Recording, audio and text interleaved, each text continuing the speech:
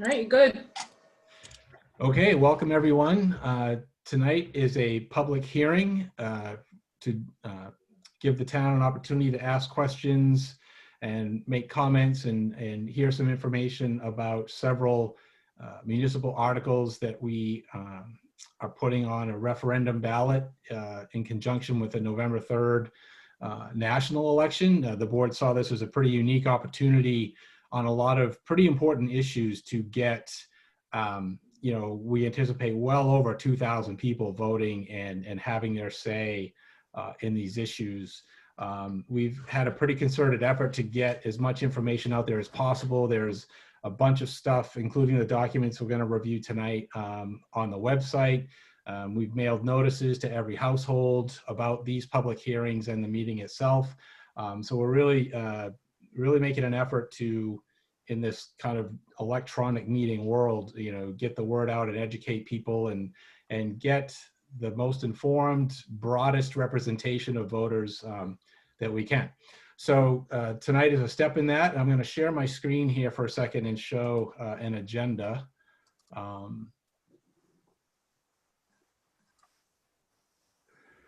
So this is our agenda for tonight. This will be the first of two public hearings. We have one this evening, and then Saturday morning, October 3rd, will essentially the same. It'll be the same format. It'll be a repeat of this. People are certainly welcome to go to both, but we really wanted to provide kind of a weeknight opportunity and a weekend opportunity to try to get as many people as possible involved that wanted to be involved. So our plan for tonight, just a few rules of the road before we get going. When you want to speak, there's a raise your hand button. You should see that in the Zoom application.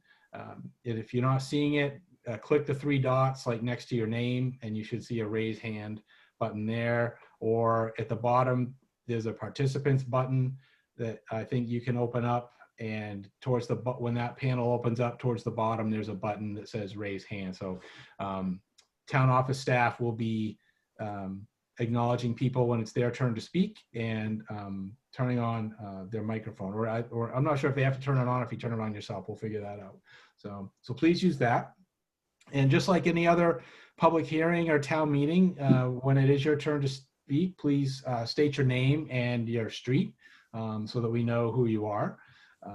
Please keep your comments to 3 minutes or less. If we have a limited turnout and people want to speak a second time, I think that's probably going to be fine. But if we have like a lot of people looking for the opportunity to speak, then we might need to be a little more strict with the 3-minute rule. And as with other meetings, it's really only Durham residents and town employees will be permitted to speak. And that's not something we need to vote on. These legislative hearings are fairly unstructured. Those are just rules set by the board to make sure that we're hearing from Durham residents about Durham issues. And then obviously town employees oftentimes have context that people are interested in hearing about. So we obviously need them to be able to speak too. So there's kind of 4 buckets of issues that are on the ballot in November. Or earlier if you're voting absentee. There's a question about the Historic District Commission, a very minor change that they've asked for there. Shoreline zoning ordinance articles that representatives from our planning board will talk about. Articles about the proposal to hire a town manager, and then also articles about what type, if any, of marijuana commercial activity the town is interested in seeing. So we'll kind of do an open the hearing, close the hearing on each of those topics so that we're not jumping all over the place. And we'll go from there. Okay. I'm going to stop sharing. So the first one, Historic District Commission, technically this is part of land use ordinance, but really this is the only question here is the District Commission would like to increase the number of alternate members on the commission from 2 to 4, just so they have kind of a more bench strength, if you will, and more help available to them.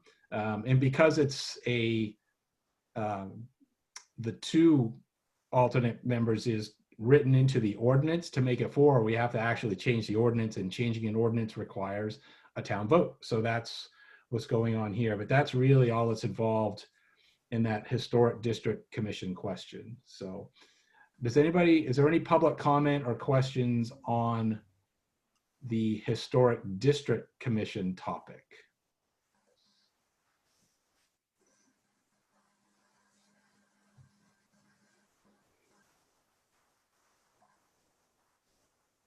Nothing, Ruth? Not seeing any hands? I don't see anybody. I'm not either. Okay.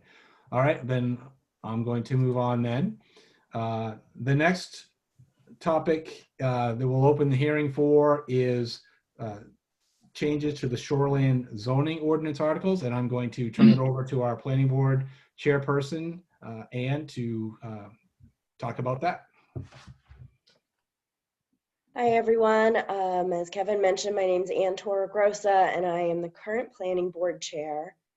So the planning board has been working really hard on amending our current land use ordinance, and we've had the help of George DeBarge, our town planner. And one of our first goals was to amend the shoreland zoning pieces of our ordinance in order to bring it into compliance with state law. And so before I get into what we're actually changing, I want to give you a little bit of reference on how our ordinance interacts with state law. So back in the late 80s or early 90s, the state legislature passed shoreland zoning rules, the shoreland zoning statute, that governed what you could do within certain distances of certain mostly water resources, including wetlands and rivers and things like that. And they ordered, and then the DEP, the Department of Environmental Protection, the main DEP, passed a big long list of rules that's actually pretty lengthy. And what the statute required was that each municipality in Maine adopt their own shoreland zoning ordinance consistent with the DEP rules. Durham is on a list of about 40 or so municipalities that didn't. And so in 1994, the Board of Environmental Protection actually held a hearing and imposed shoreland zoning ordinance requirements on us. So you can look it up on their website. There's an ordinance that applies to us, and there's a map that applies to us. The state has imposed.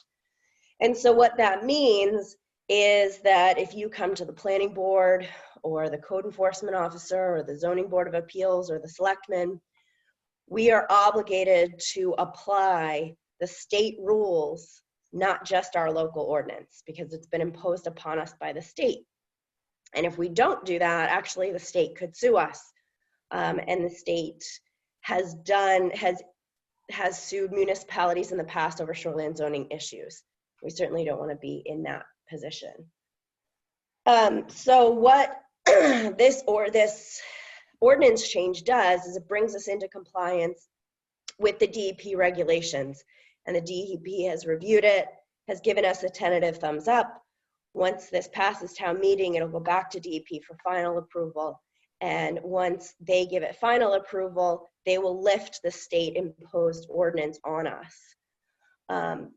And so you might ask, well, if it already applies, if these rules already apply, why bother, right? And there are a couple of reasons why bother. One, we have more control over what applies if it's in our ordinance. We have to follow the minimum rules, but we can also be more restrictive than the state. And also there are limitations in other rules that are imposed on us if we don't have our own shoreline zoning. So some of you may be aware of the giant asphalt pile on 136 next to the river. The selectmen's hands were somewhat tied in dealing with that. I'm not saying this is why they didn't deal with it, but because we don't have our own shoreline zoning. So there are implications for enforcing our own ordinances if we don't have an approved shoreline zoning ordinance. And then most importantly, I think it's important to comply with state law because we're required to. So what the planning board did is George took an initial stab at getting our ordinances in order and did an excellent job. And we also hired a consultant who was Mike Morse. And Mike actually used to be the DEP shoreland zoning person for Southern Maine. So he knows what he's doing and has a lot of experience with this.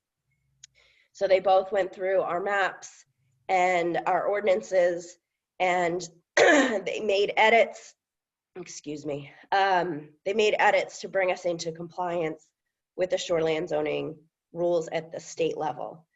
And what we did, what the planning board did, although we have the option to be more strict than the state minimum, the planning board decided that we would meet the minimum standard that we had to. So we wouldn't impose more strict requirements on these new areas or through these new definitions that than we had to. And so we wound up changing some items in the ordinance itself, some definitions, some things related to the land use table. And then we also have to change our map to add a few more areas into the shoreland zone. We put those in limited residential. Kevin, do you mind if I share my screen real quick? I do think it will be helpful to look at those. Yeah, go right ahead. I think you should have the power to do that. So, whoa.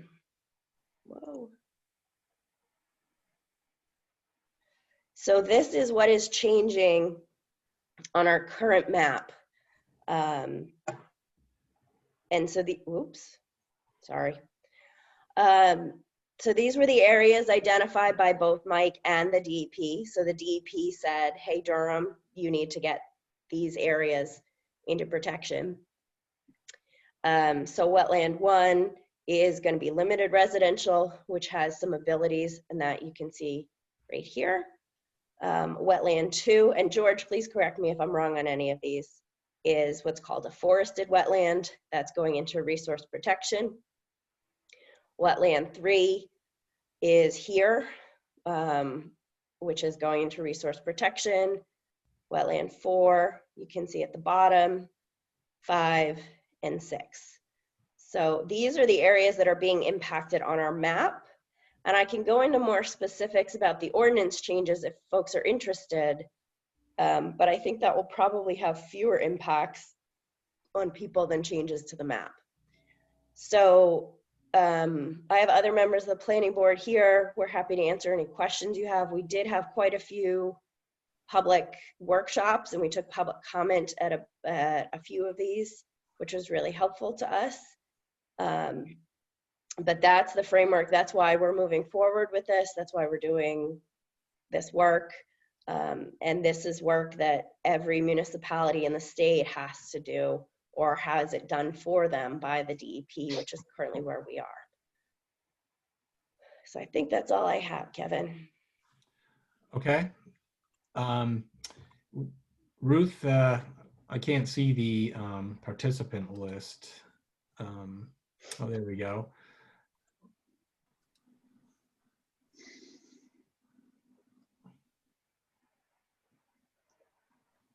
Jane has her hand up. Okay. All right, Jane, I'm going to unmute you. Can you hear me? Yes. Okay. So Jane Rice, Bowie Hill Road. I own 4 pieces of property in this area here that is being added on as new. First of all, I did go to 2 of the planning meetings. They did listen to concerns, but at the end of the meeting, they pretty much did what they wanted to do, which was to expedite it through to get it to a vote. There was some talk about having the town spend more time and do a delineation map themselves. However, I believe the board felt like they've beat it to death and they didn't want to have to deal with it. So we'll just push it through. We were told that we would have it allowed to be on the public floor so that people could talk back and forth. I guess my concern is that I don't feel that a Zoom meeting represents the entire town. Yes, I know how to use Zoom because I use it for work. However, I have a mother-in-law that lives next door that doesn't even know what Zoom is. She's a conservative taxpayer, as of a lot of older people that I don't think are participating. So number one, I don't think it's a fair representation to have it this way. And I know COVID, you know, Janet Mills allows meetings to go this way, but I don't think it's the venue to use to get a fair demographic of the taxpayers. I think what I'm most angry about is that, number one, the only people that got a letter on this are people that are, and correct me if I'm wrong, are people that are on the two new maps that are, or areas that are moved in, which is a very few people in the whole town. However, those are the only people that have been notified that, yes, there might be a problem, that you should dig a little deeper. Other people that would hear this are just going to say, yep, we got to do what we got to do. It really does affect our properties, and bottom line, it's going to cost the taxpayer individually money. If they want to do something on their land and it has any kind of water touching even a little bit at the edge of it, you will be required to do a delineation zoning map, which at your cost. And I think it could have been avoided if the town took their time and did it the way that they were proposing at the planned meeting, and then at the very end just said, no, we're just going to put it through and let it go to a vote. So I guess I'm a little angry. So you know, at this point, it's a matter of, it's already on the ballot. I don't think I have a prayer, but I think I want it publicly stated that I think that we're doing a disservice to the townspeople of Durham. At the last meeting I was at, 3 people resigned from that board, and that just speaks volumes to me. So I don't know where the board has gone since then. I didn't follow at that point. So that's all. Okay, thank you, Jane. Yep. Oh, can I ask one more question? How many people are on this Zoom meeting besides how many taxpayers are on this Zoom meeting? There are 37 attending this meeting. Well, and and then a small handful of them are town employees that don't actually live in the town. So 37 people total between the board, which I think you told me were 12 people, along with taxpayers to equal 37. Which I gotta tell you, for a public hearing is a larger turnout than we normally get when we do an in-person public hearing. I don't know if I'd agree with that. Well, and it doesn't give the taxpayer at town meeting a time to even ask questions or anything. This is it. This is all the taxpayers are going to get. And I have a real hard time with that. Yep, understood. And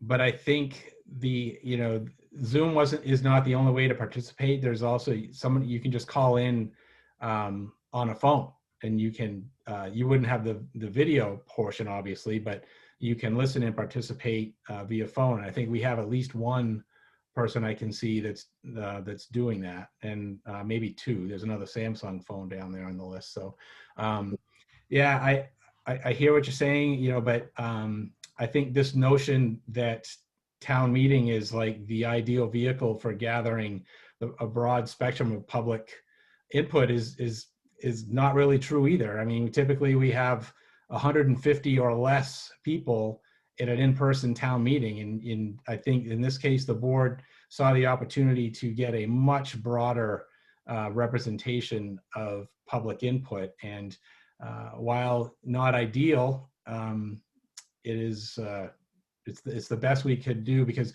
realistically, we think it's very unlikely that we will be able to have an in-person town meeting next April. So Then I Given think those that- things should wait. well, we're going to keep moving forward with the town business, using the tools that we have. So, okay, who's next? Ruth? Neil is got his hand up, so I'm gonna click on him.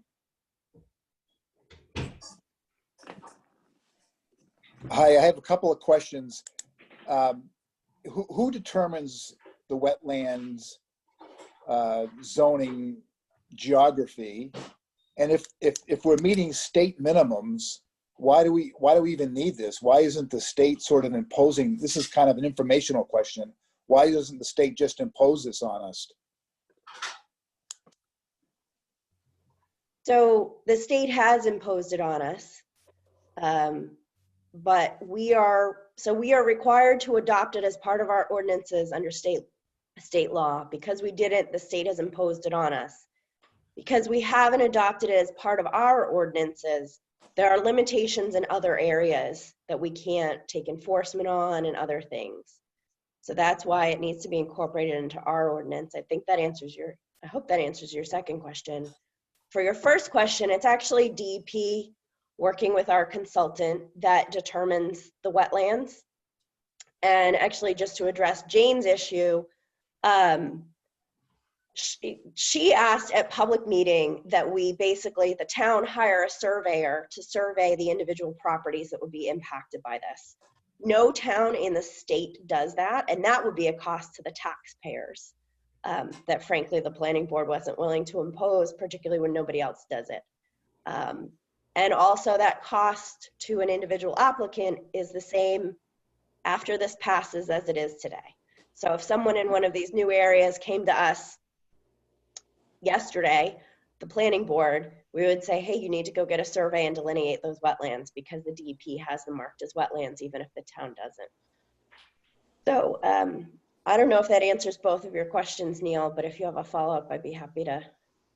Well, yeah, again, just informationally, so if the states impose these already, what's the penalty if we don't approve these? Is it automatic that, we just got to do it? Or I don't quite understand why we have to do this if the state's already determined it's the law. Because it limits us in other areas. Right, so it limits us in other enforcement areas. That doesn't mean anything to me. So the asphalt pile on 136, right? That's well within 250 feet of the river, right? The selectmen were limited in what they could do about that asphalt pile because we didn't have an approved shoreline zoning ordinance. And That's a state asphalt pile.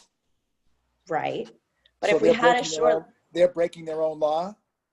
yeah, yes. That gives But me a warm, fuzzy the feeling. town was limited in what they could do about it because we didn't have an adopted shoreline zoning ordinance. And that's just one example of the consequence of us not doing it. There are other examples throughout state statute. Okay, I get the picture. I'll be quiet. Thank you. Thank you, Neil. Thank you for the question, not for being quiet. Ruth, any? So there is a question in the question and answer. It says Southwest Bend Historic District Ferry Road. Will we need to go through additional steps to add a garage due to river frontage like the mapping? I guess, George, do you understand the question? Because I'm not sure I do. Yes, I think the question is, will this now put additional requirements on someone who lives in the historic district near the Androscoggin River, that Southwest Bend Historic District? If the property and the proposed garage to be added is within 250 feet of the river, currently that is all resource protection.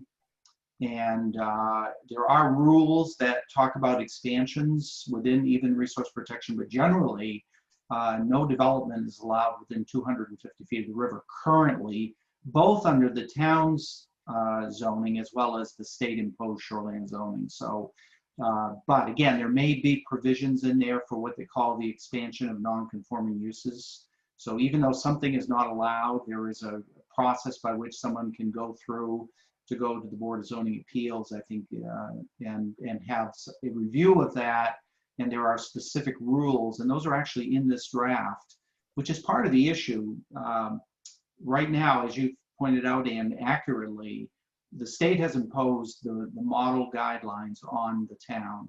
The town has some regulations related to shoreline zoning issues. And unfortunately, and one of the additional reasons for doing this is right now the code enforcement officer, in trying to do his job, has two sets of rules and they don't line up.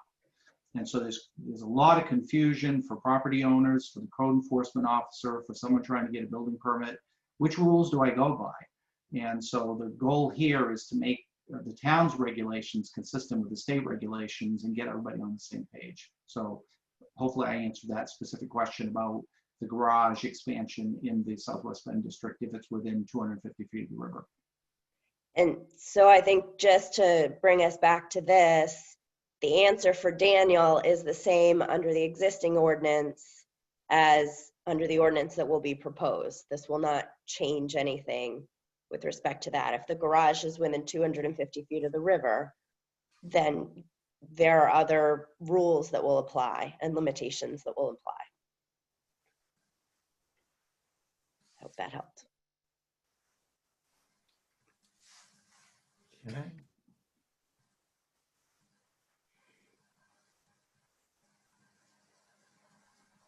Not seeing any other hands raised or, oh, looks like another one popped. Oh, Daniel says thank you for that answer in the chat. So,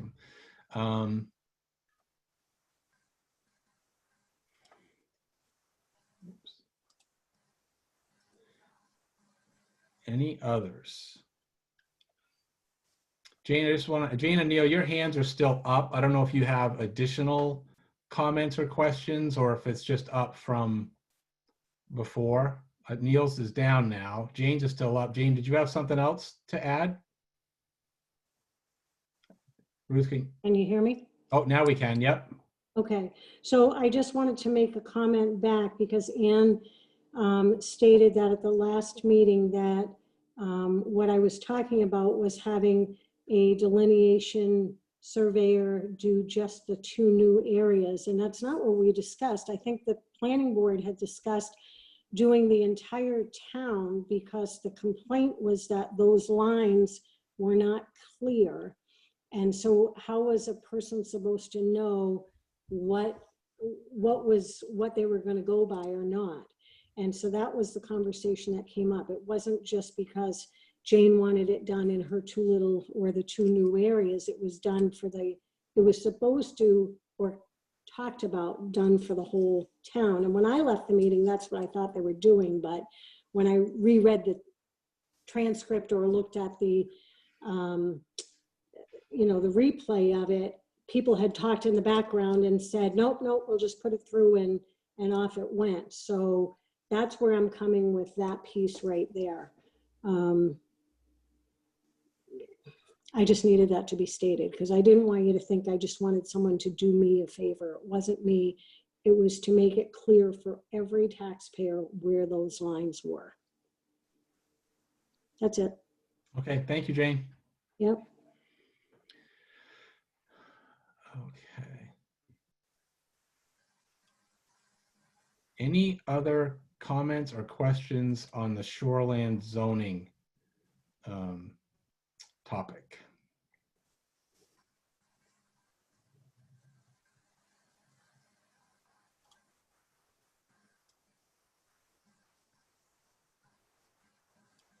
Okay, I'm not seeing any. So we are going to move on to the next topic, which is the town manager. And thank you very much.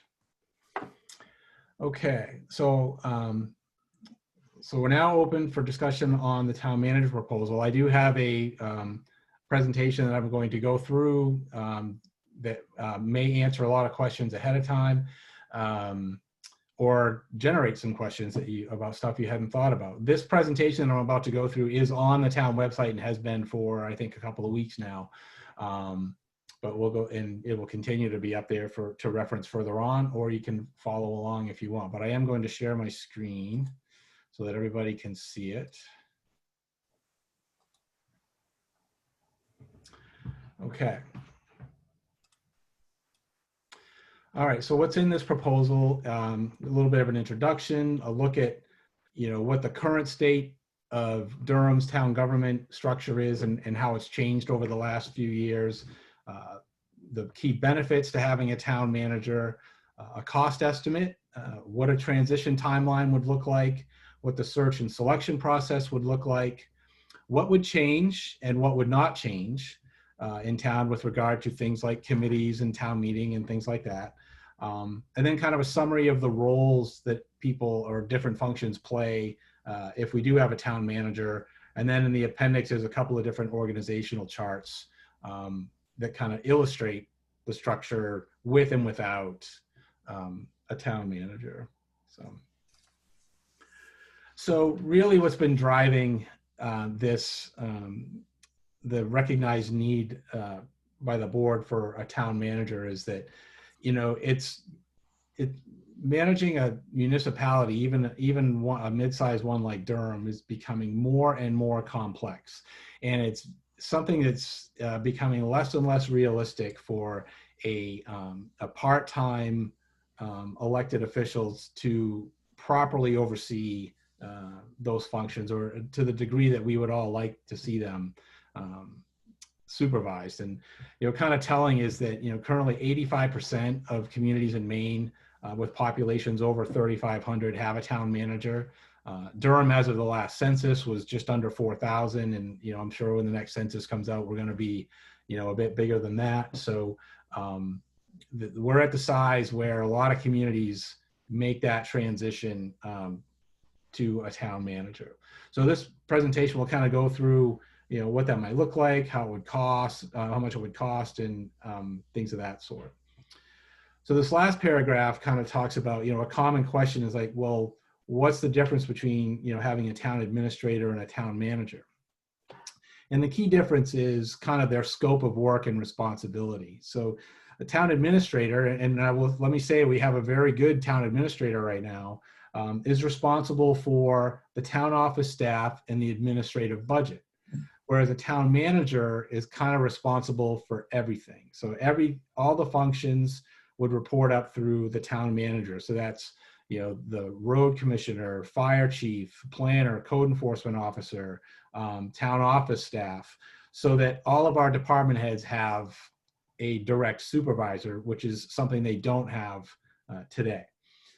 So that's, and then on the other key area is in the budget. Like right now, all the department heads do their own budget, somewhat in a silo, but with a town manager, kind of with a overall responsibility, they manage how all those pieces come together, and generally you can get some efficiencies out of that and keep taxes as low as possible.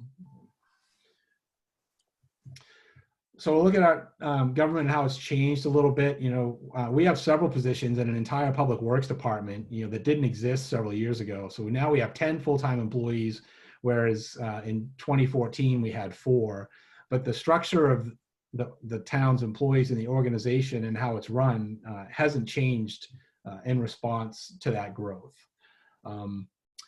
One thing a lot of people are not aware of is that the department heads report to the Board of Selectmen as a group. As selectmen, none of us have any sort of authority at all as individuals. It's only as a board when we meet twice a month. So if there's an issue with a department head, then there isn't a day-to-day supervisor there that can kind of, take care of it immediately. And it's not just when there are issues, it's if there is, just coaching and feedback and all the things that, anybody that has a boss, a good, especially a good one, enjoys in their job, but they don't have that resource. So let's see, and then when I say department heads, again, I'm talking about fire chief, public works, code enforcement, town planner, which is a part-time position, and the town administrator. Another thing, you know, select boards, typically members don't have the experience and expertise in a lot of the municipal government operations, regulations, human resource management that a town manager would have. And I think for the most part, you know, boards do okay, but there's a pretty significant risk to the town especially if you make a mistake in, like, say, human resource management and open yourself up to it, so some sort of you know, human rights lawsuit or something like that.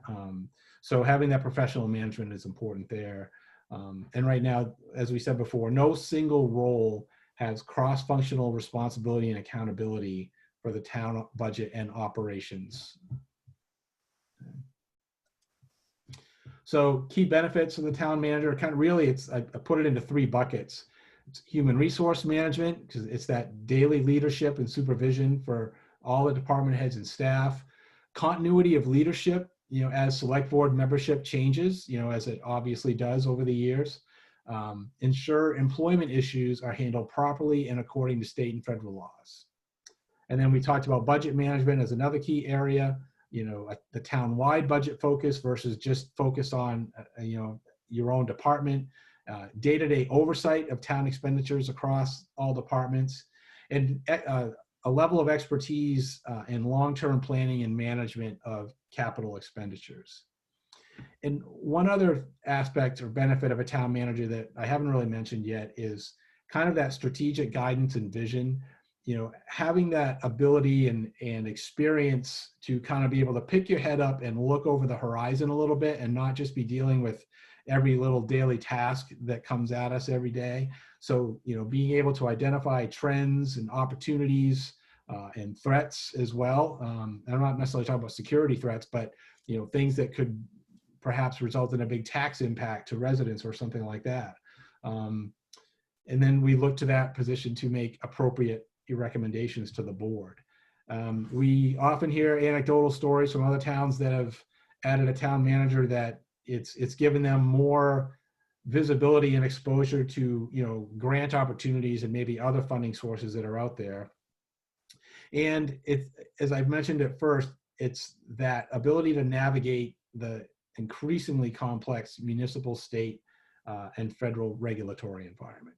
So those are the 3 main areas where having a town manager would benefit Durham.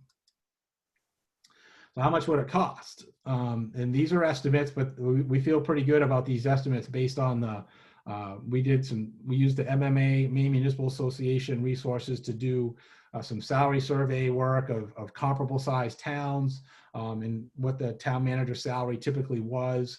And that's what's included here. So important to note that the town manager position would replace the town administrator position. We wouldn't be adding an additional employee.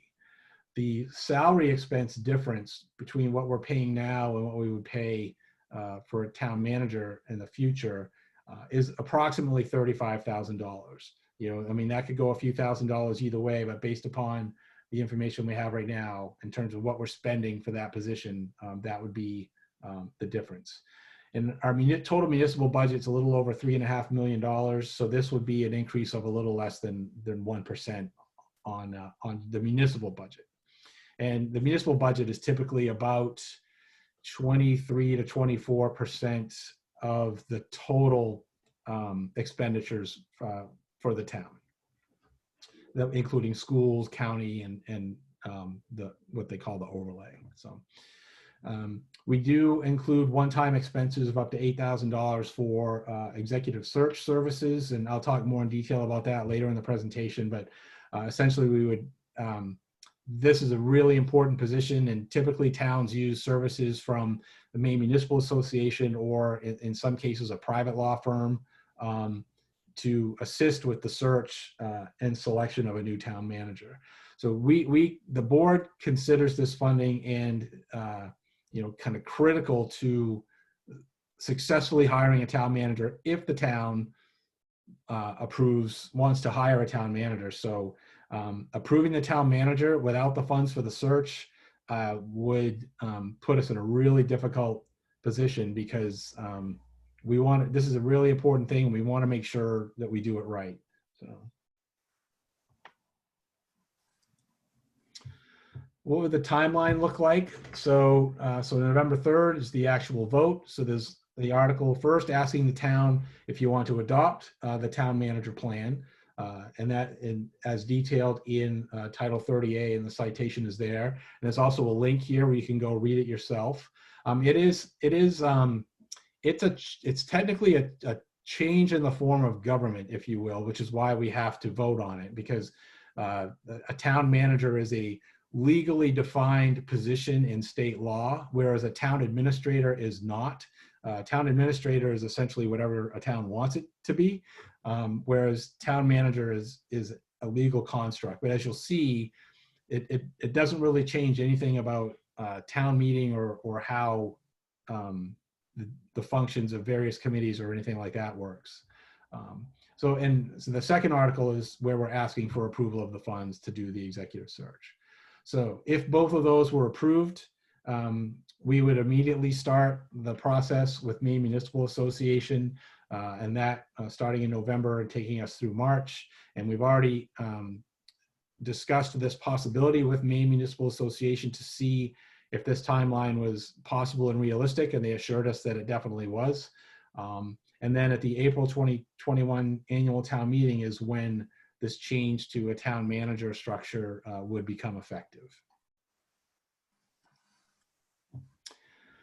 So the search and selection process. This is basically what it would look like if we hired Maine Municipal Association and had them assist us in the search and selection of a town manager. Okay. So step one is a needs assessment. So MMA would come in and sit with the board and obtain, kind of a consensus of the priorities, the qualifications, the skills, like what are we looking for in the position. There would also be a lot of public input at this stage on what people in town want to see and what's important to them in hiring a town manager. Step two is recruitment. That could involve a lot of things. Sometimes it could involve, advertising of some sort, or typically it's through internal municipal journal type publications and websites that people looking for those types of jobs use a lot. We would develop a rating document, which basically looks at based upon the needs assessment and the priorities, how we would score various things that we had identified in that needs assessment. So that as we were interviewing people, we would use this rating document. Step four would be an initial resume review, and this would be done by MMA for the town. They would conduct an initial review and screening of the resumes. They would provide all of the resumes that they got to the board, but they would have identified the strongest candidates and also kind of identified a weed out list, if you will, kind of like, here's a resume, but we really don't think this person is qualified. But, we get all the information. They don't hold anything back. Step five is a resume review with the Board of Selectmen. Here, MMA will, presents and they assist in that review with the board. And the goal of this step is to identify candidates who will be interviewed for a first round interview. So step six is the actual first round interview. MMA, they'll develop the interview structure and the ratings document and handle the logistics of scheduling the interviews. And then they will assist as we go through the process, as a kind of a non-voting coordinator, facilitator, if you will, in managing those interviews. It's at this step too that the board would likely appoint, some citizen stakeholders who wanted to be involved in the first round of interviews and actually participate in the interview panel. Coming out of that, MMA would conduct a background check of references and employment histories for the finalists that were identified in step six, and kind of report the results of that back to the selectmen.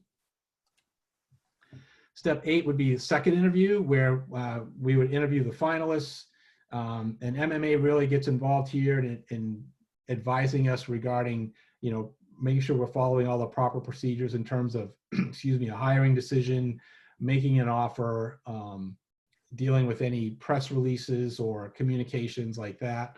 And then in step 9, they act as the agent for presenting the offer, and they are kind of the middle person, if you will, or in any negotiation that might go back and forth between the selected candidate and the Board of Selectmen.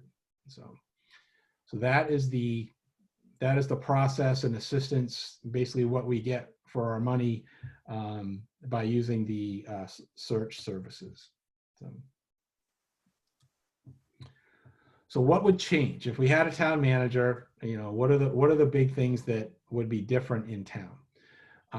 The biggest thing is that all town employees would report up through the town manager, not to the Board of Selectmen. Okay? The Board of Selectmen would no longer be the in an employee supervisory role. We would still be, have the executive responsibility that we have now, but in terms of human resource supervisory performance management, that would be the job of the town manager. The town manager would hire all personnel, but department heads would be subject to select board approval. So if we, down the road, if we have a new code enforcement officer or a fire chief or road commissioner, the town manager would go through the process of finding a candidate and identifying who they wanted to hire, but then they would come to the board and present the candidate and need approval from the board to hire that department head.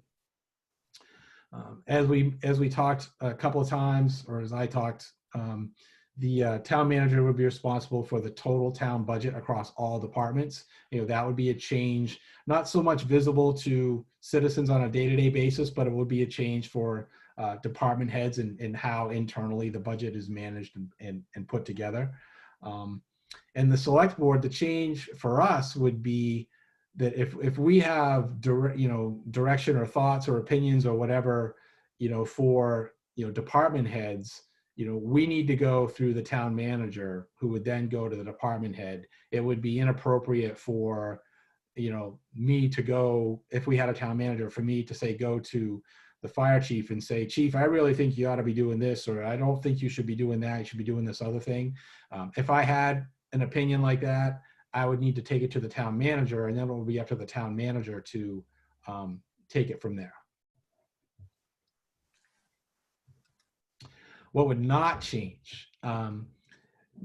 Very little would change, actually. Most things would not change. So town meeting would still be held and conducted as usual. And I guess I'll put as usual in quotes because nothing is usual right now. But once things kind of get back to normal, that doesn't really change town meeting and how that works and how it's run. We would still vote on all the same things we vote on today. The Board of Selectmen still exists as it does now. As I mentioned, the only difference is we wouldn't have that employee supervisor performance management responsibility. That would be the town manager. The selectmen would still appoint members of committees and commissions as we do today. And there'd be no change to, budget committee, planning board, or other standing committees. They would still, function and work and do their business as they do today. So summary of roles, if we have a town manager, as we said, town meeting remains unchanged. The town meeting is the legislative body as state law describes it. So it's the legislative function of adopting, the government policy for the town. It's only town meeting that has the power to, levy taxes, raise and appropriate monies, and that would remain the case. And any authorizing of debts like bond issues or anything like that, that's a town meeting vote and would still be under a town manager form of organization. The Board of Selectmen remains the executive body. It's our role to interpret the policies of the town and choose a course of action between town meetings. We have ultimate administrative responsibility still for making sure everything is working within the town, but we administer that solely through the town manager. And the town manager, I should say, does report to the selectmen. The selectmen are responsible for hiring and performance management of the town manager. And that's what that fourth point there says, that we appoint and supervise the town manager. The town manager's role is to execute the town-approved government and fiscal policies with guidance from the selectmen, and that person would have direct responsibility for and authority over all of the administrative functions.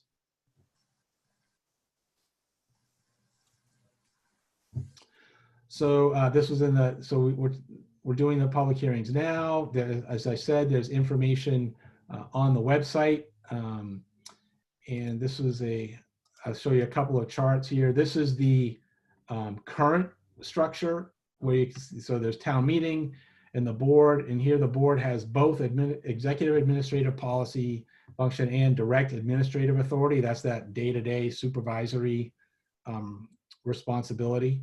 But with the town manager, essentially what changes is that the town manager is now between the board and all of the departments, and assumes that direct administrative authority and responsibility. So, okay, so I'm going to open it up for public comments and questions.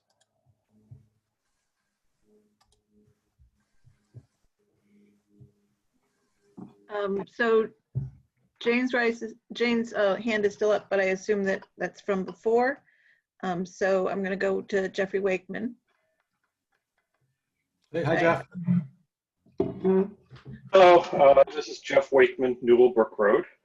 And my comments are going to be actually very similar, in line with Jane's comments from the last section. And I just don't think this is the right time.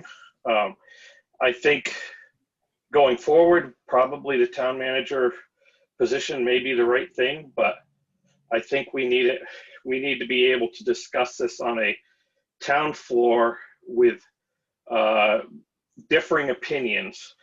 Right now, they said that we had about 37 people on this call. Let's say you get a similar number on the Saturday call, so roughly 80 people, and you're expecting over 2,000 people to vote. So 80 people have listened to this. That's 4% of what you're expecting to vote. And so 4% are going to be maybe well-informed, actually get to hear maybe some differing opinions, because right now all the information out there is in favor, because you guys want this, and I understand that. But there's no differing opinions and no back and forth. And I think that's really important for major changes like this. Okay, thank you.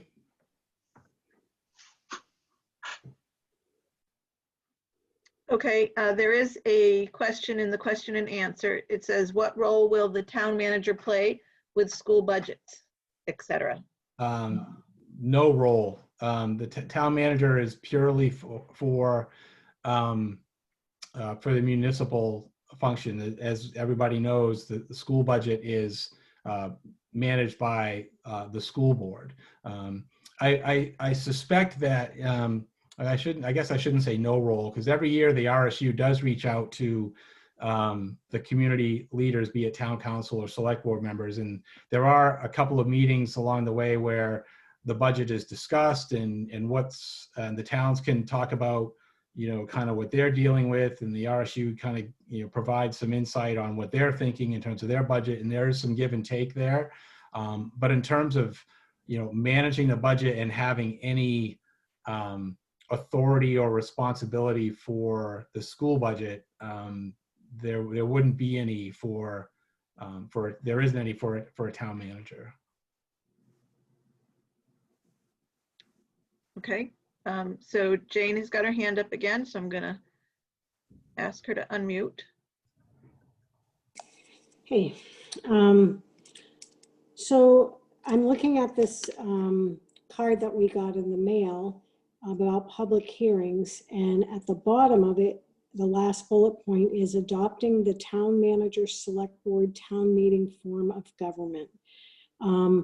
That doesn't say we are asking you to vote to hire a town manager, in plain English to me. I mean, I guess I honestly didn't know we were even discussing this until I saw someone comment on it on Facebook. So I don't think the word is out. I don't think that this is enough people to give discussion. So that's just my 2 cents on that. My questions would be, this is a one-time $8,000 hire, but anytime a town manager should leave Durham, we would have to pay that fee again to hire someone of equal capability, I'm assuming. Is that correct? Yeah, I think, yeah, I would assume so. I think, Okay. So in the salaries, does that include their benefits, such as their health insurance and their Maine State retirement and all of that hoopla? no, that was just, that's just salary, but that slide is talking about the increased expense, and the benefits would be whether someone's, you know, a road commissioner or a town manager or a fire chief, whatever, the cost of benefits is the same. So that's a wash. There's no increased benefit cost to a town manager versus a town administrator. So their Maine State retirement does not go up with the salary, with what would be expected from the town of Durham? There might, you know, there might be a modest difference there. But you know, much like there's, you know, you never know whether somebody's going to take a family health insurance policy or an individual health Right. insurance policy. Right. So, No, that really wasn't what I was talking about. I was talking more about, I'm assuming that the town has to contribute to Maine State retirement if that person is in Maine State retirement and based on their salary. And I could be incorrect, but I'm just asking that question. So a difference of a $48,000 salary up to an $80,000 salary is almost a half more what we'd have to pay. So I think that just needs to be reflected out to give a true picture. Ruth, do you know, have any insight to add on that in terms of Maine State retirement and what the potential difference might be? Well, Maine State Rob's got his hand up too, but Maine State retirement is a percentage of the salary. So like if we collected Social Security, which we don't, we do Maine PERS instead of Social Security, it would go up by, I don't know the figure offhand, whether it's 7% or 7.5% now. So you would just multiply the difference by that much, and that's how much the Maine PERS would go up. Okay, so I think in maybe presenting this to the town, that should be reflected out to them and not just say, hey, here's your salary, but it doesn't include your benefit package. You could show that here's the town administrator's salary, here's their benefit package, here's what the town manager would be along with their benefit package, because that's really giving a better picture of what it will cost the town over time. Mm-hmm. Just my 2 cents, but Yep. And, transparency, you know. That's it for me for questions. so the just 7% of the $35,000 difference that we estimated would be just under $2,500. Mhm. So, okay, Rob, did you have something to add there? You look like you were looking to chime in. Ruth covered it. Okay. Okay, so Neil is up next. Go ahead, Neil. You gotta unmute yourself. Okay, a question or two and a comment. When I joined the budget committee, I asked Ruth for information or help on understanding municipal governments. She sent me an MMA document, and I'm looking at chapter 4 of that document. I can't tell you the title of it, but it's local government in Maine.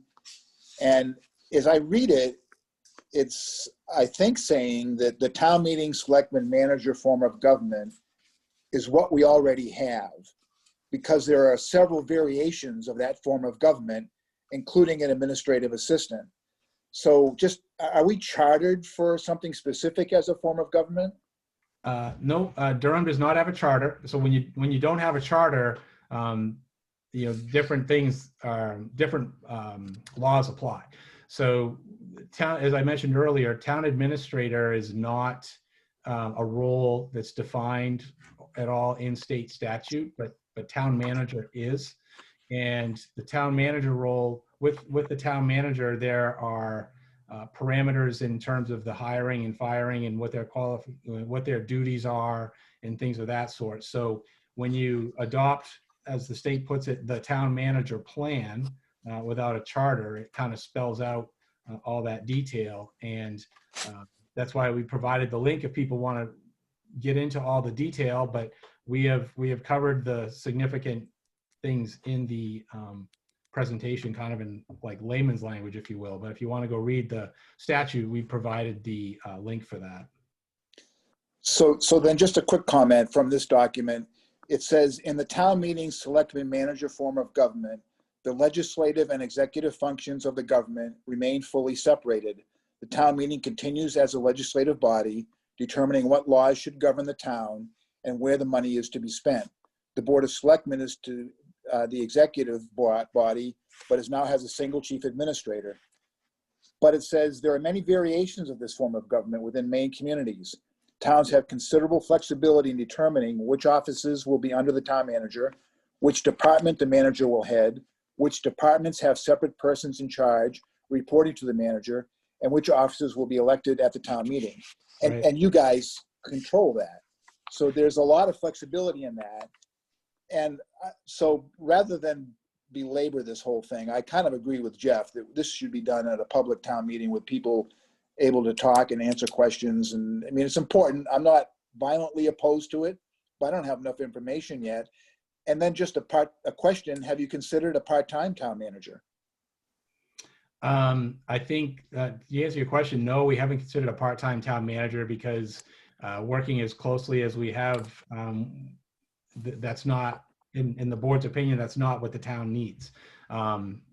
We have a full-time staff of over 10 people, and it requires full-time supervision, as the budget does as well. So that's in the judgment of the board.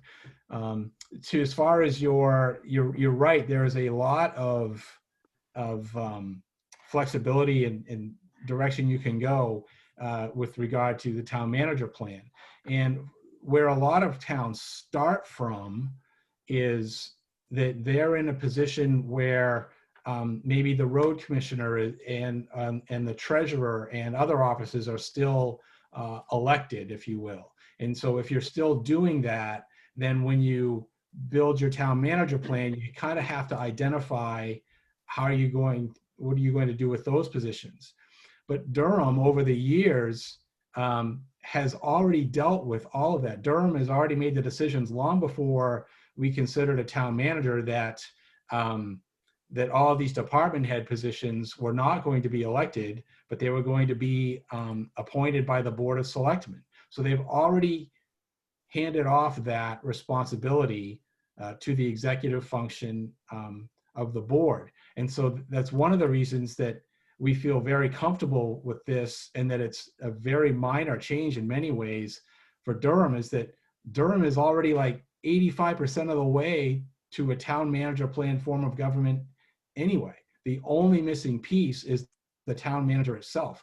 All of the other underlying questions, whether they realize they were doing it or not, has really already been dealt with by the town over the past 10, 15 years. Ruth, was that it, Neil? Did you have a follow-up to that based on what I said, or were you good? Well, I have lots to say, but I'm not going to. Okay. All right. Ruth, who is next?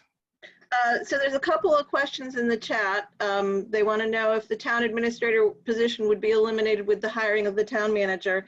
And in conjunction with that, they want to know if my duties as the town administrator would be covered by the town manager. So to the first question, yes, the town manager role would replace the town administrator role. So there's no net increase in position. And I think initially, in terms of what duties the town manager would assume that the town administrator currently has, I think certainly in the vast majority of cases, the answer is yes to that. But I also think it's true that, a town manager would come in and maybe look at how town staff is organized a little bit differently and may want to shift some duties around. So I don't think we want to hire a town manager and then tell that person that, well, this person does that and the other person does this, and that's the way it needs to stay.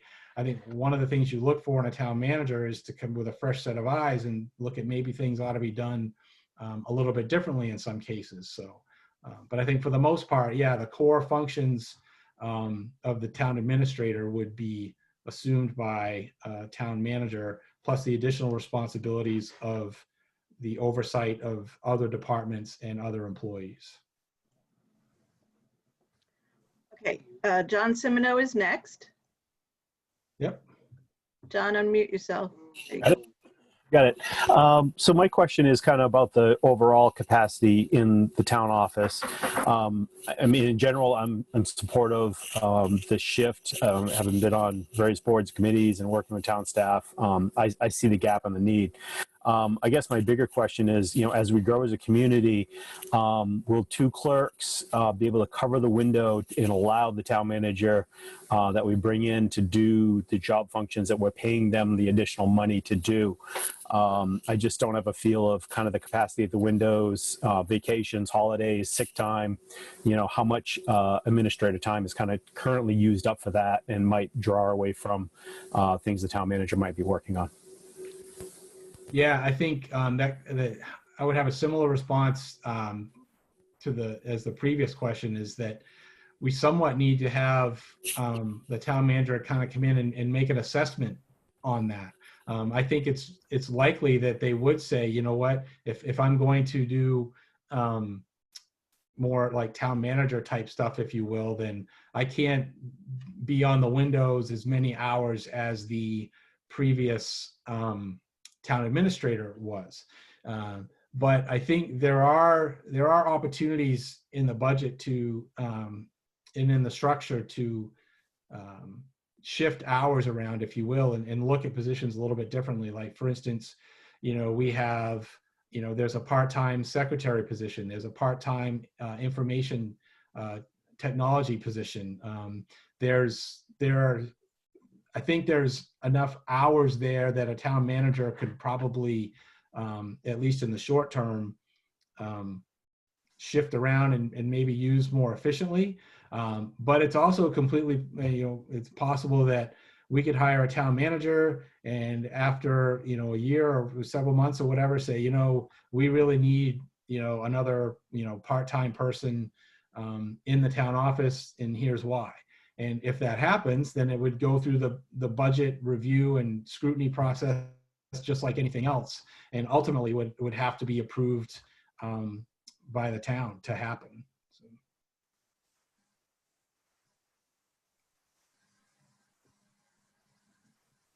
Okay, there's a comment in the chat and a question. The comment says, I've served on the town budget committee a few years ago, and I can see a lot of benefit to having a town manager charged with strategic oversight of the whole municipal budget. What level of savings have other towns of our size found, and in what time frames? I don't have an answer to that. Yeah, and then the second question is, how can I access the report or study that has been completed, which proves the necessity for a town manager? There's no report or study. That we didn't. This is based on just experience with the board and our interaction with town government over the past several years, and identifying a need and putting the question to voters. So there's no formalized study that identifies a need. Okay, Ann Torregrossa, you have your hand up.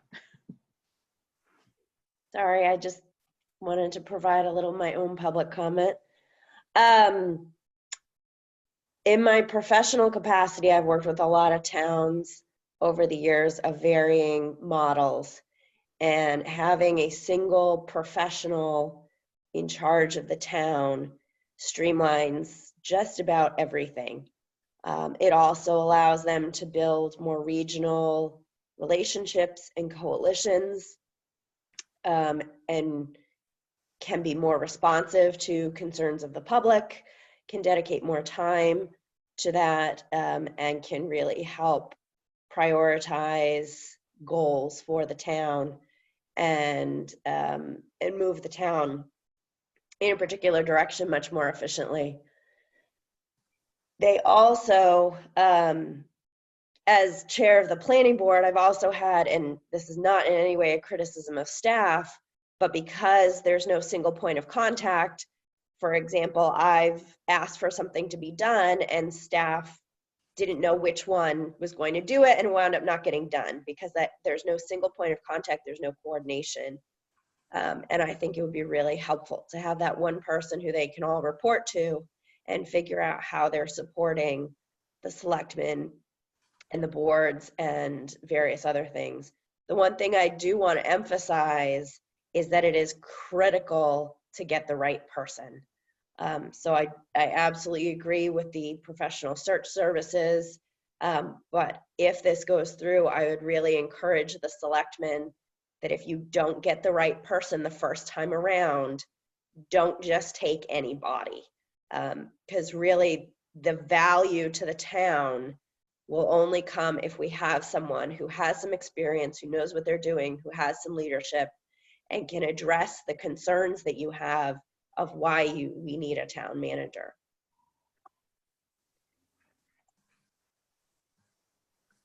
Okay, Neil has his hand up again.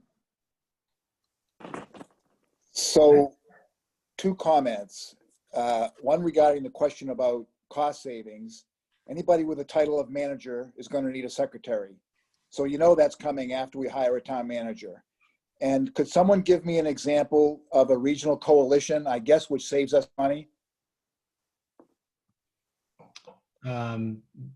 Greater Portland Council of Governments would be one that we're a member of that provides pretty significant savings on a lot of materials that the town buys.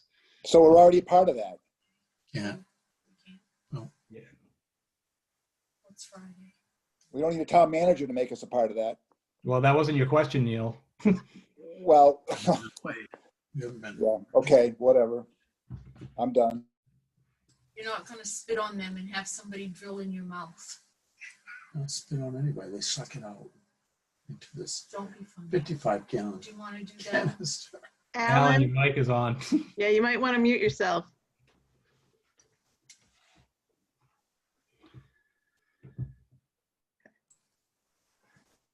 I do not see any other hands up, and I do not see any other comments in the chat or in the question and answer. Okay. All right, last call for town manager comments or questions before we move on to the next topic. Okay. So the last topic for tonight, don't really have a presentation on this one, but there are several articles related to marijuana on the ballot. And basically for each, there's basically, I think, 4 types of what they call adult use businesses and 4 medical types of businesses. And for each of those, we are asking if the town wants to allow or opt in, if you will, to that type of business in Durham. And the way those questions have been structured is that if the town says yes to one or more of those types of establishments, then the opt-in is contingent upon the town later approving a marijuana ordinance that would regulate those types of activities. So really for us, you know, opt-in is a 2-step process. The first step would be this initial vote that we're talking about right now for the various types of marijuana activities. If any of those is a yes, we would go to the next step, which would be to draft relevant ordinances for that type of activity, then those ordinances would go before the town for a vote. And if the ordinance is approved, then we would have opted in for that activity.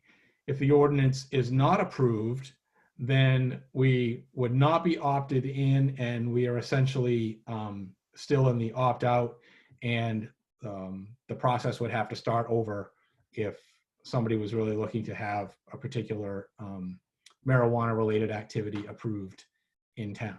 So step one is asking the town if you want it, and step two is development of the ordinances. And we did it that way because there is some expense and resources involved in developing the ordinances. So there is an additional question, much like the search service question for town manager, is, if any of these activities are approved, we're asking for, I think it's $5,000 to pay for some legal services and professional services to help us, draft appropriate ordinances. Because if we're going to have some of this activity in town, we want to make sure that we are appropriately protecting the interests of, neighbors and other townspeople, from any potential impacts of these businesses. So, and I wanted to say here, much like the town manager search funds,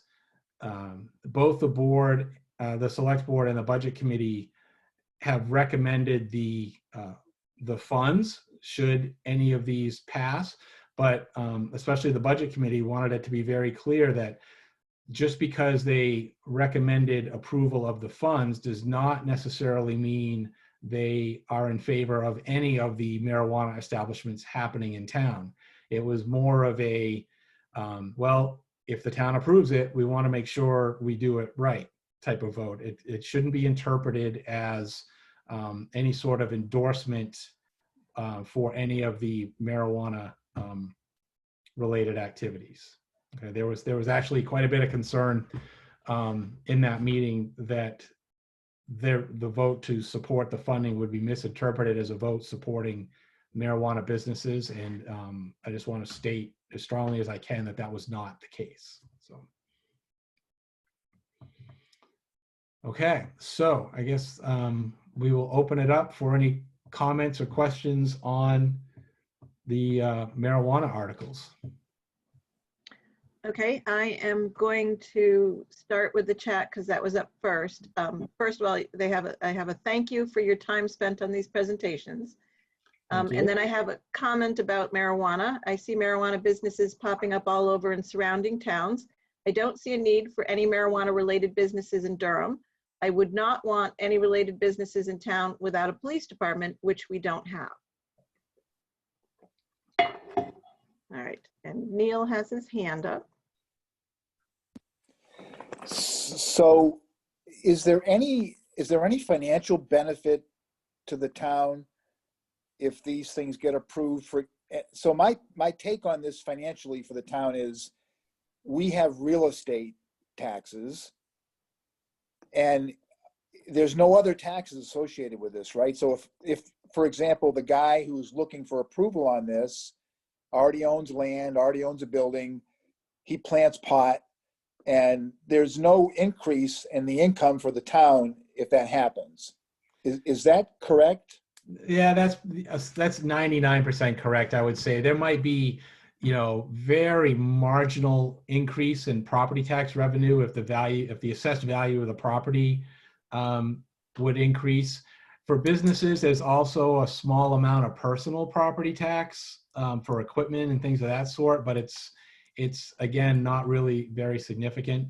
What there is not, and some people get confused on this because in the original law that was passed, it was part of it, but it subsequently was taken out by the legislature, is that there is no sharing of any sales tax or excise tax revenue with the local communities that are hosting these businesses. So you're essentially right, Neil. There's no revenue stream really from to the town anyway from these businesses. Yeah, okay, that's kind of what I thought. So my brief take on this, as some of you already know, is marijuana is a gateway drug. Wherever pot is, hard drugs follow. A gateway drug provides mindset and opportunity to do other drugs, and it's a bad idea for the town. Thank you. Thank you, Neil. Okay, Judd Grimes would like to speak, so I am going to allow him to unmute himself. Hello, Hello. Yes. Judd Grimes. I'm on Royalsboro Road at East Branch Farm, and I just wanted to address the what I'd like to start calling cannabis issues. I know that it took some time to adopt that language, and even with the state, but that's how it's referred to how it's referred to professionally and in the scientific community. I think we should start right off the bat, making sure people know that whether it's caregivers in the medical realm or the adult use questions, that we should still think of it like a medicine that people are using, and whether they're using it recreationally now under the state regulations or still choosing to support a local caregiver. I think that's important to call it cannabis and remember that it is a medicine. A couple of things that really stood out to me right when I saw the language in your mail out to people, or whatever the information on the website where I saw it, mentioning already something about a cap on businesses. I think that's a horrible idea. They're already voting on it in other towns. You know, this is causing people who are already longtime caregivers being shut out and no longer being able to operate their business in the adult market due to, you know, a town putting a cap on that. I also think if we're going to start voting on this, we should remember that cutting out things like the processing from, you know, only allowing cultivation or processing instead of stores, or any number of these ways it could go down. That's like telling a farmer he can grow strawberries, but he can't make jam out of it. And there's not a store. He can't sell that at a store. He's going to have to go to another town to do that. So I mean, that's crazy. I know I only have a short amount of time, so I'm just kind of trying to jump to the important things that I think people should hear. Hiring somebody, I definitely think that can help, but can also hurt. If you're hiring a lawyer who is working for a big out-of-state corporate, you know, I won't name them, but some of these dispensaries who are not local Mainers, their attorneys are going to try to write stuff into our town to hurt the small time business owners. So I think we need to be very careful about who we hire. And I think that having a citizen-led committee, like some other towns have done, you know, 5 to 7 people that can do a lot of this drafting work, and people who are in the industry, people who are on both sides of it, you know, people who are you know, worried about things like a gateway drug, which is absolutely not proven and completely offensive. It's actually been proven that studies show that that the use of prescription drugs and related deaths, opioid-related deaths, have gone down in places where they've adopted cannabis regulations. And the best way really to protect the youth from getting their hands on this is regulating it correctly, not shutting it out of our town and letting a black market run things. That's going to be the easiest way for kids to get their hands on it. Everyone who voted for this in 2016 wanted us to vote to regulate like alcohol. We've got the Get and Go, where I can go get alcohol. So I think anyone who's worried about the dangers of a medicine like cannabis should be worried about things like alcohol being sold in our town. And the job of the sheriff who you know, would be handling a lot of this stuff, I think, is to, you know, protect our citizens. And I don't think that that there's any proof to crime going up and a more, you know, more burden being put on them. The benefits would be medicine being brought to patients. They don't have to go as far to get it. And if the adult use is adopted, that's a boom in jobs. I don't think that, sorry, I had one last point. Yeah, I don't think that there's any way that this could go wrong, bad for us. I think there are a lot of benefits, and by sitting out of it, that's just not letting businesses that want to proceed in this adult use market that we voted to pass. You know, we're just telling people they can't do something that they have a right to. They should have a right to. So I'm going to leave it there. But thanks. All right, thank you, Mr. Grimes.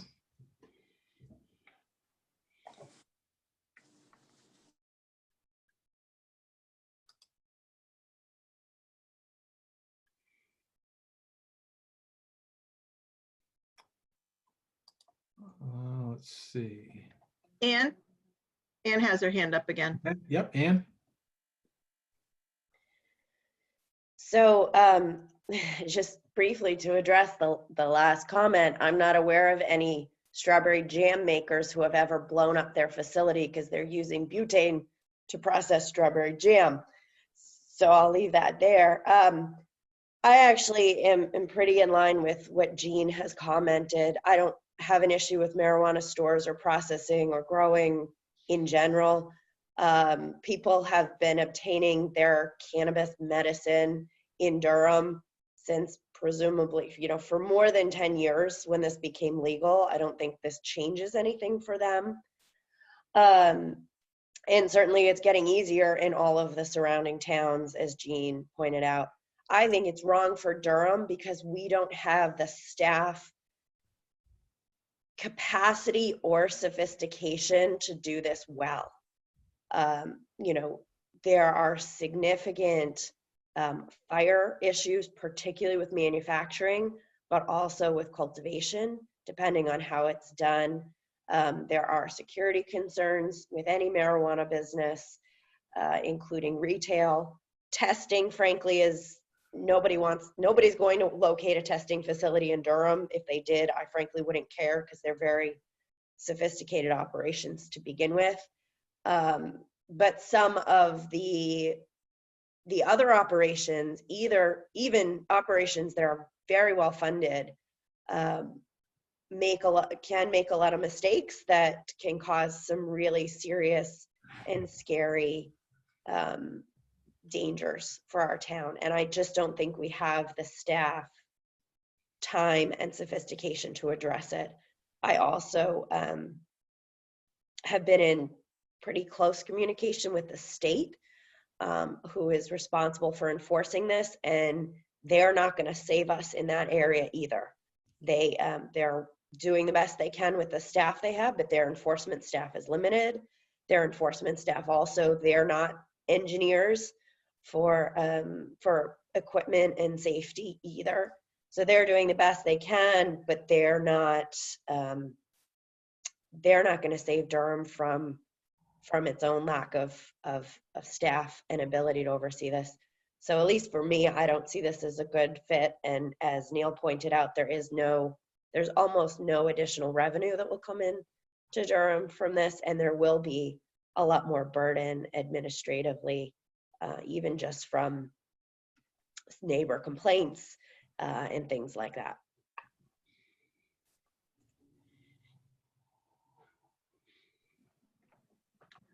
Okay. Judd's up first again. Sorry. John Semino. Sorry. Nope. Judd Grimes was first. I was Sorry, going to. John. Someone else who wants to? I feel bad. I've already spoke, but just the things that were just brought up. Saying that a processing facility is for some reason going to be you're going to blow up with butane. First of all, butane is just one of many ways that they extract properties from cannabis. A lot of the extraction actually the highest end right now, top shelf, is a solventless extraction, which uses ice water to extract the trichomes from the raw material. So you're not talking about necessarily having a butane explosion here. That's one scenario, and I believe we're talking about, yes or no, do we want to approve this? And the code, that's what we're talking about writing the codes for, the ordinance. You can write all these things in to make protections, to make sure people are following the right codes for their facility. And number one would be that they'd be in compliance with the state's wording on all this in what they've already done to make sure that this is all safe. So it's not any more dangerous in Durham than it is anywhere else. So if you're just saying you're okay with someone in Lisbon blowing up because of butane, and you think that's close enough, I mean, that's your opinion. But I'm also just wondering about the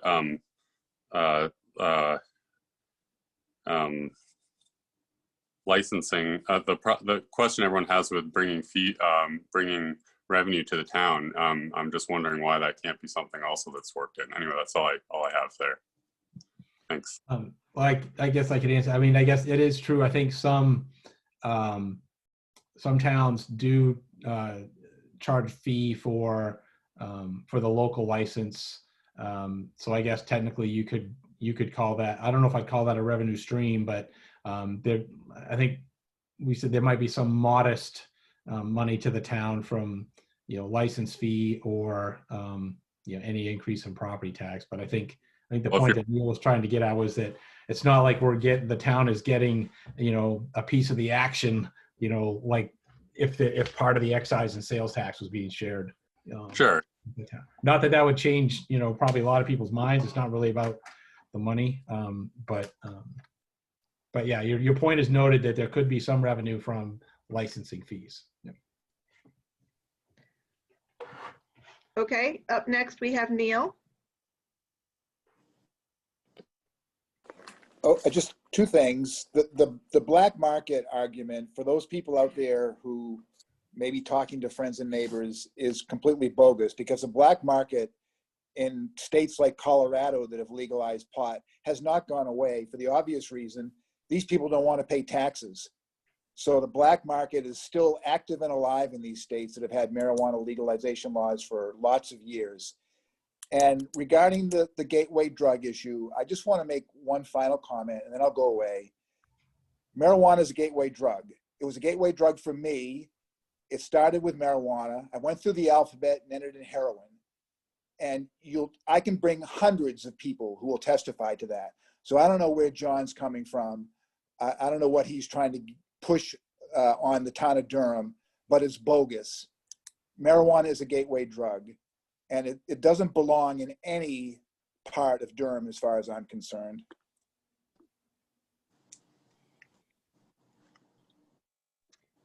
All right, John Simino. John Simino, Patriot Way. My biggest concern with bringing this additional business into the community is that we don't have zoning districts in our community. I've spent time around these facilities, some grow facilities in Brunswick in their industrial park, and in that setting, the odors and such that emanate from those facilities, while might be distracting to somebody, aren't really in somebody's backyard of their residence, and it's not devaluing their home or having their impact.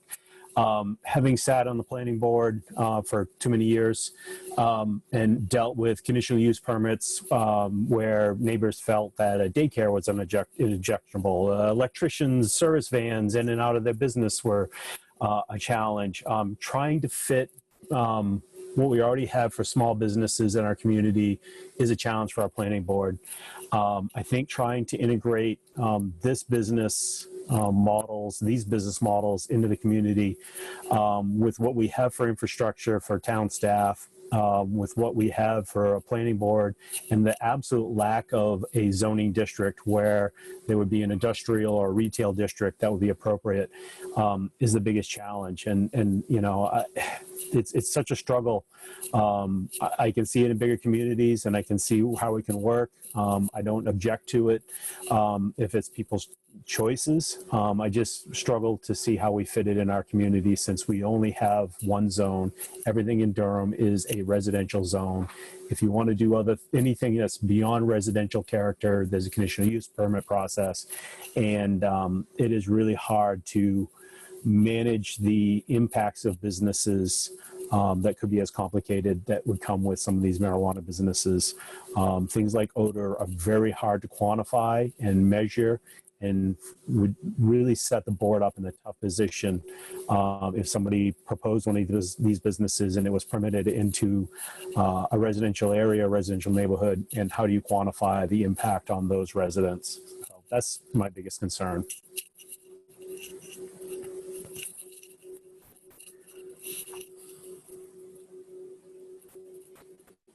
Okay, so we do have a comment in the chat that says, agree with John, we need to fix our zoning and other ordinances first. We need to fix the other issues first before adding more. Well said, John. And then Judd Grimes would like to speak again. Okay. You can cut me off at any point if I'm taking too much time, but I just, I just want people to stop putting the cannabis industry into what they're thinking it is. A lot of the time you're picturing something that it's not. And I just want to remind everyone that as a farmer in Durham, this is like someone telling me that the chickens that I'm raising are an odor problem. And if they are, that's something that can be addressed. And if it's a business who is looking to start an agricultural operation, which in a lot of cases, I don't even believe needs to go before the planning board. But I think that's something that when you apply, you would, those neighbors who have concerns have every right to show up and voice their concerns. And I agree if their plan that they're submitting looks like a ridiculous corporate grow that's, you know, going to pollute our natural resources. I don't want that either. That's the last thing I want. And that's why I want to make sure we do a good job writing the ordinance. And I want people who are in the know and in the industry and know what needs to be written to protect towns from that. That's what I'm trying to do. I'm not trying to push anything on anyone, but I don't think that telling Durham residents that they're not allowed to participate in something that we voted on through the state, that's putting up more roadblocks for the small business owners and farmers who want to participate there. And odors can be addressed in many ways. There are plenty of ways to get around it. There are filters that completely eliminate the odor. Anyone who's smelling it in the industrial park there, that's something that should be addressed. And I'm sure those growers could work harder to eliminate that odor if someone's smelling. There are some varieties that you can grow that have zero odor. That's part of the breeding process. Some people have to deal with this. So anyway, I'm gonna leave it there. Thank you. Thank you, Mr. Grimes. I'm actually going to throw my own 2 cents in on this one. I think that it's a lot of things that Mr. Grimes says are true in that, you know, it's entirely possible for a lot of these marijuana businesses to be very well regulated, very well run, you know, fit into communities and all of that sort. But it takes a lot of resources to make that happen. And that is where I agree with Ann and John that Durham is not in a position to really devote the resources it would take to have this be a successful type enterprise.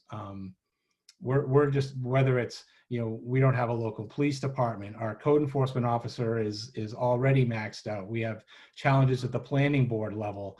And, you know, Mr. Grimes referenced, you know, the law was approved and how can you tell people they can't do what the law approved? Well, one of the main tenets of the law was that communities have to opt in if they want to participate. So that's part of the law. And I think that's what we're asking the community in these questions is, you know, is this something that you want Durham to participate in?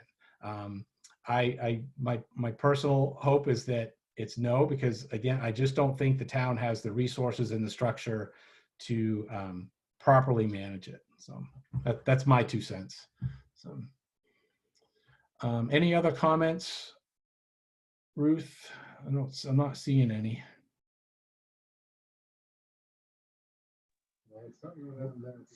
Oh, I see one just popped up. So there's just one more comment. It says, wouldn't a town, oh, wait, another one. Wouldn't a town manager be a resource to help manage a new business such as cannabis? Where is this one? Oh, with the current? It's in the chat. Oh, it's in the chat, not the Q&A. Okay. Wouldn't a town manager be a resource to help manage a new business such as cannabis?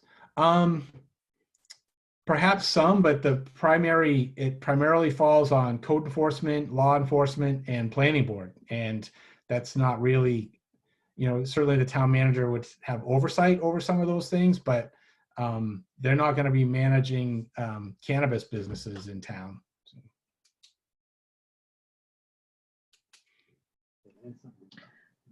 Okay, there's one more comment in the chat. It says, completely agree with Kevin.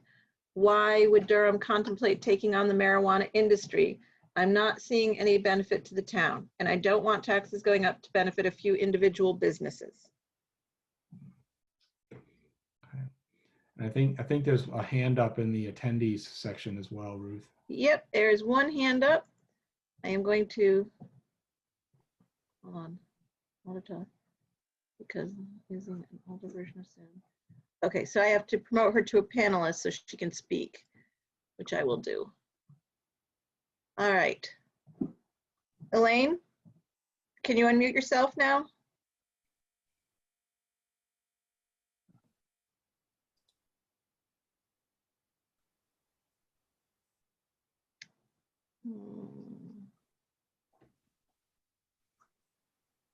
Elaine? I'm unmuted. Oh, there you are. Oh, there we go. Okay, good. It's Robert. It's Yeah. Robert. Yeah. Kevin, I agree with you 100%. And also John, Ann, and Neil. We own property in another town, and our 3 children live on the same road. And was a glorified driveway essentially. And somebody bought land at the end of the road and decided to operate a marijuana farm and open up a marijuana farm stand. So we've got personal experience on what can happen. And in this case, of course, I went to the planning board and we attended like 3 Zoom meetings. And essentially, no matter how well written the zoning and the ordinances were, there was the planning board pretty much admitted they just did not have the experience with these types of businesses. And whether they liked it or not, they ended up approving it. So we now have a marijuana farm stand 50 feet from my youngest son's driveway, literally 50 feet right across the right of way, because there was nothing they could do the planning board said there was nothing they could do to stop it. They just didn't have the experience dealing with it, and they had to let it go through. And I'm afraid that, like the comment has been made, that Durham does not have a business zone. I see these marijuana shops opening up all over the place. And in many places, they will not have an impact on the traffic. They will not have an impact on the surrounding properties. But wherever we open up one, if we ever open up one in Durham, that's not going to be the case. There's going to be the neighboring properties are going to be impacted, and in a lot of cases there'd be additional traffic. In our case, the cars are going up and down that road at all hours of the day and night, because typically the hours that they post is 7 a.m. to 7 p.m. And if they could stay open later, they would. So people that sleep during the day aren't getting much sleep. And that's what we run into. So we have experience with this. And so I agree that unless Durham had a business district for these places to open a store, then these places, in our opinion, should do it right and make the investment and find a business district to open up a store. The other question I have, though, I do have a question, is why is this even on the ballot? Because we're opening the door. Because right now, there's going to be so much competition in certain towns that somebody that wants to open up a retail establishment may say, let's find a town that doesn't already have one. So by putting this on the ballot on the off chance that it passes, wouldn't that open the door to somebody from, for instance, could be somebody from out of state that comes in with a lot of money and decides they're going to buy up some property and start growing and selling. So why are we even putting this on the ballot? My vote would be no, don't even put it on the ballot to opt in. If nobody's asking for it, why put it on the ballot? No, I think that's a good question. That's a fair question. There have been a few citizens that have asked for it, but a small handful. And if you remember, we did a straw poll in 2016, I think it was. I think that's what it was. Anyway, it was a ballot during I think it was the gubernatorial election, where we asked the town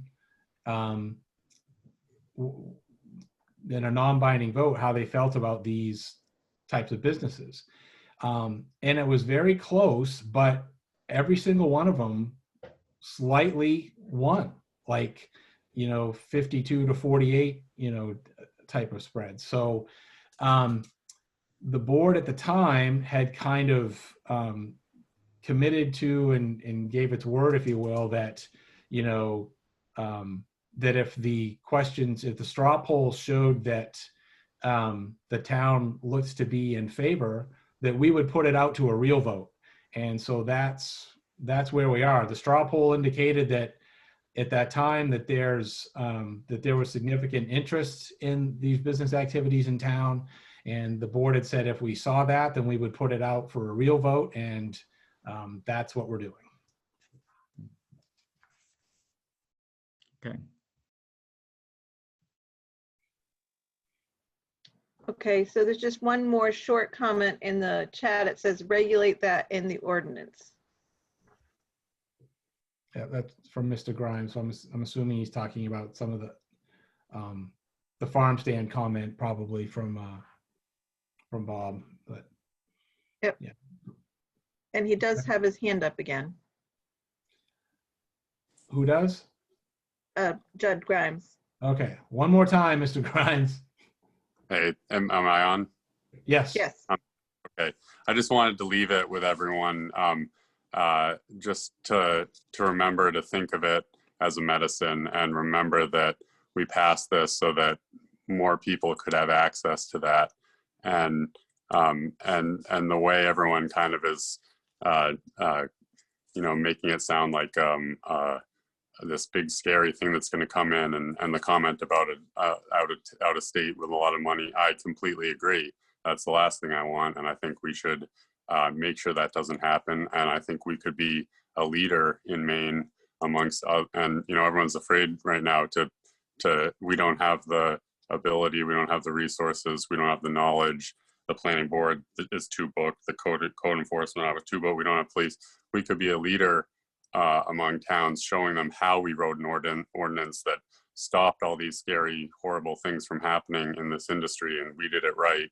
And and we gave the people of Durham and everyone else, access to this plant. So I'd just like to remind people that it's medicine that's helped a lot of people, and in many cases is saving people's lives who are addicted to other much more dangerous drugs. Thank you. Okay, thank you. Okay, I have one more comment or question. It says, please confirm that with the lack of zoning, the current adopted comprehensive plan is designed to direct new businesses to areas that the town deems business appropriate. George, do you want to address that one? Is George still with us? I don't know if he is. I am. So the question is, does the comprehensive plan offer any guidance on this issue? And the answer specifically, no. The comprehensive plan, as far as business activities, recognize the current policies to allow businesses anywhere in town through the conditional use review. The one area that it did seem to favor more liberal allowances for businesses was with agricultural operations. But I don't think that marijuana or cannabis was anywhere referenced in that general language about expanding agriculture.